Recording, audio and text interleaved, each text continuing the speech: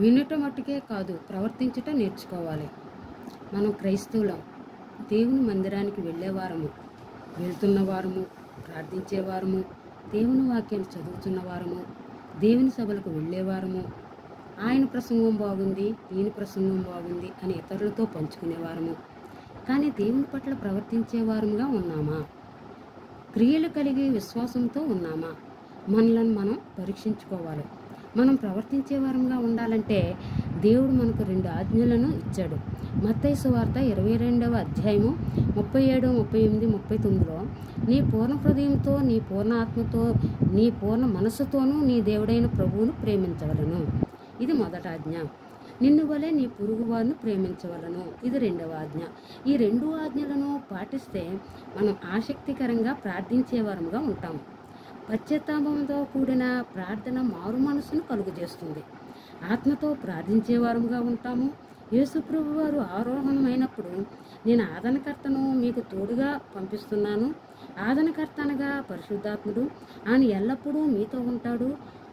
ఆయన సర్వం సత్యములోనికి మిమ్ములను నడిపిస్తాడు. ఆయన నీతిని గూర్చియు, పాపమును గూర్చియు, తీర్పును గూర్చియు ఒప్పింపజేస్తాడు అని చెప్పారు. యేసు ప్రభు వారు చెప్పిన మాట వలన పరిశుద్ధాత్మ దేవుడు మనలో ఉన్నాడు. పరిశుద్ధాత్మ దేవుడు మనలో ఉండబట్టి దేవుని మందిరానికి వెళ్ళగలుగుతున్నాము. పాటల ద్వారా దేవునిని ఆరాధిస్తున్నాము.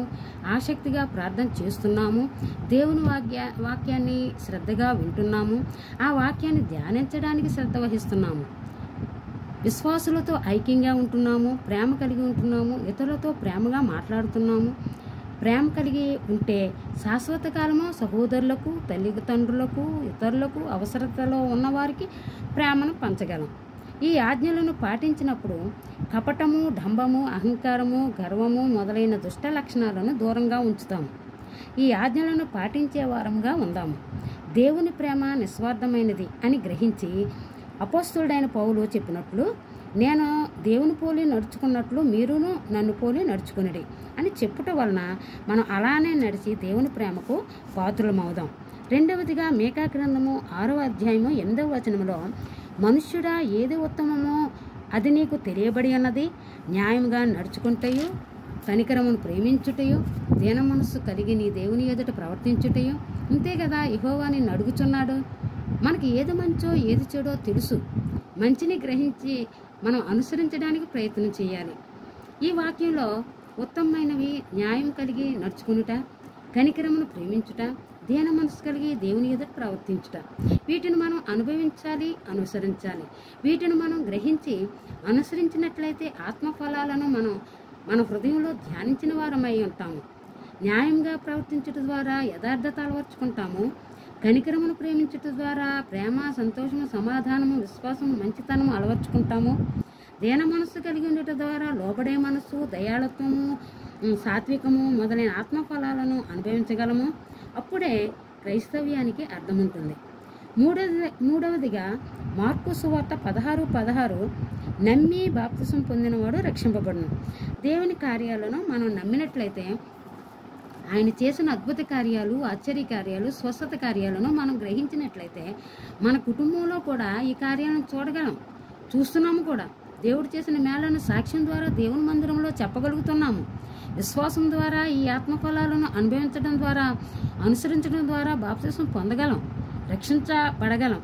ఈ రక్షణా పాత్రను మనం మరణాంతం వరకు చేతపట్టుకోవాలి. క్రింద పడవేయకూడదు, అంటే వెను తిరగకూడదు. యేసుప్రభు వారు నశించిన దానిని వెదకి రక్షించుటకు ఈ లోకమునకు వచ్చెను. ఆయనను అందరినీ రక్షించాలనే ఆశ. మనం ఆయన కోరికను తీర్చేవారముగా ఉండాలి. మనం ఆయన కోరికను తీర్చాలంటే మనం ఆయన మార్గములను తెలుసుకొని నడుచుకోవాలి. యేసుప్రభు వారు అంటున్నారు, నేనే మార్గమును, సత్యమును, జీవమునై ఉన్నానని. ఆయన మార్గముల్లో నడుచుకుంటకు ప్రయత్నిద్దాం. ఆయన సత్యములో ఉందాం. ఆయన ఇచ్చే నిత్య జీవానికి వెళదాం. దేవుడు మనల్ని బట్టి సంతోషిస్తాడు. మనల్ని చూచి నా ప్రియురాలా అని సంబోధిస్తాడు. ఇంత మంచి అవకాశాన్ని, అర్హతను విడిచిపెట్టి మనం శరీరాశ, నేత్రాశ, జీవపడంబం వైపు పరుగులెత్తుతున్నాము.